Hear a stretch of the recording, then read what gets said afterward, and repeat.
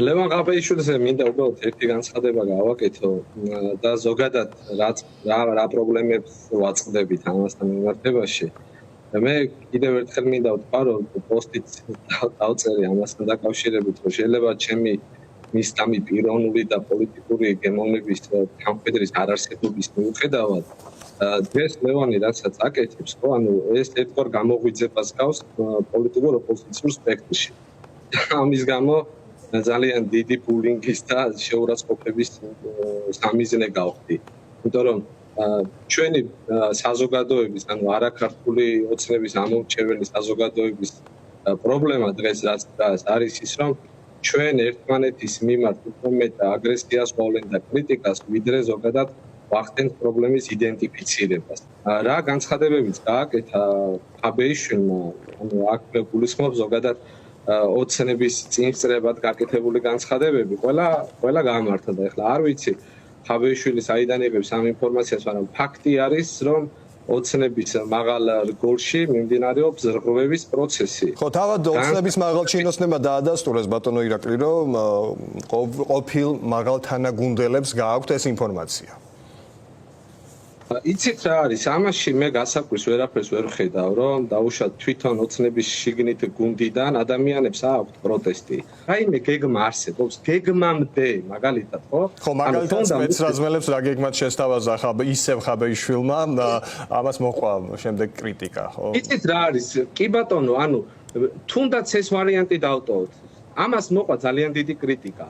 ამ საკითხს დაუშვათ და ლევან ყაბეიშვილთან მიმართებაში განცხადებას, მაგრამ ვინმე მასზე უკეთესი რაიმე განაცხადა, ვინმე მასზე უკეთესი გეგმა დადო, პროტესტის მე რომ გადაწყვეტილება მივიღე, საზოგადოების მხრიდან არანაირი არ შემოთავაზებები არსებობდა, არც გარანტიები არსებობდა, არც სივრცეები არ არსებობდა და მე ჩემთვის არავის არ უთქვამს ეს ნაბიჯი გადადგი, ისე გადავდგი ეს ნაბიჯი. დღეს ჩვენ საუბრობთ, რომ მოდი საზოგადოებრივი სივრცეები შევქმნათ, რაღაც გეგმა შევქმნათ. ანუ სადღეგრძელოებიდან, სოციალურ ქსელში პოსტებიდან კონკრეტულ ნაბიჯებზე გადავიდეთ. ჯერ როგორ არის, აი დააკვირდით ესეთი პოლარიზებული, ესეთი გახლეჩილი ერთმანეთზე ჩასაფრებული ადამიანები, რა ვერ აპატიეს, უბრალოდ მე ვერ ვიგებ. ამ ადამიანები, ანუ მე არ მაქვს საუბარი ოცნების ამორჩევლებზე. მე მაქვს საუბარი იმ ახალგაზრდებიდან დაწყებული ასაკიან სტაჟიან პოლიტიკოსს, რომლებიც ოპოზიციაში არიან. რა ვერ პატიობენ ერთმანეთს. მე 2008 წელს ექიმებმა შვილი მომიკლეს და ვაჯობე საკუთარ თავს და შევძელი მათი პატიება და ესენი ერთმანეთს რას ვეპატიობენ. ან რა აქვს აპატიებენი ერთმანეთთან, ანუ დღის წესრიგში გვიდგას ქვეყნის გადარჩენა, არ გადარჩენის საკითხი. ან ქვეყანას გადავარჩენ, ან ამ სახელმწიფოებრიობას შევინარჩუნებთ, ან მთლიანად ვკარგავთ ყველაფერს. აი ეს მესიას ველოდოთ, რომ გაიხსნება ზეცა ვიღაცა წვერებიანი კაცი ჩამოვა და ჩვენს გასაკეთებლებს ის გააკეთებს, არავინ არ გააკეთებს. თვითოული ჩვენთაგანი უნდა გავერთიანდეთ, უნდა დავდგეთ იდეის დონეზე. პირობითად ვიძახი კიდევ ერთხელ, არ ვარ ყაბეიშვილის იდეა, არ მოგწონთ.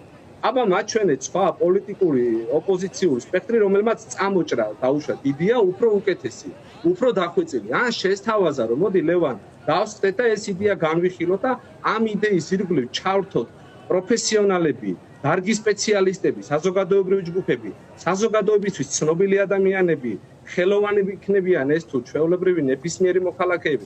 ანუ არაფერი არ იდგმება გარდა სოციალურ ქსელში ერთმანეთის მიმართ ლანძღვისა, კრიტიკისა, ძიზღისა და მერწმუნეთ ამას ოცნება, ეს ოცნებისთვის ლანგარზე მიρთმეული პროცესია. მე შესაძლოა რაღაცაში ვწდები პირობითად და ან შესაძლოა მქონდეს ცდარი იდეა, მაგრამ თუ ჩვენ გვინდა რომ ერთ მხარეზე დავდგეთ, უნდა გაუზიაროთ ერთმანეთს აზრები და არ უნდა ოპონირებაში უნდა ჩავდგეთ და ეს არ უნდა იყოს შეურაცხმყოფელი. მე ესე მესმის, ჩემი ტრის მტერი, ჩემი მეგობარია. ეს იქნება ყაბეიშვილი, ეს იქნება ნებისმიერი პოლიტიკური ოპოზიციის წარმომადგენელი თუ საზოგადოებრივი ჯგუფის წევრი, მე მზად ვარ ამ ადამიანებთან ერთად ჩვენი ქვეყნის გადარჩენაში მივიღო მონაწილეობა.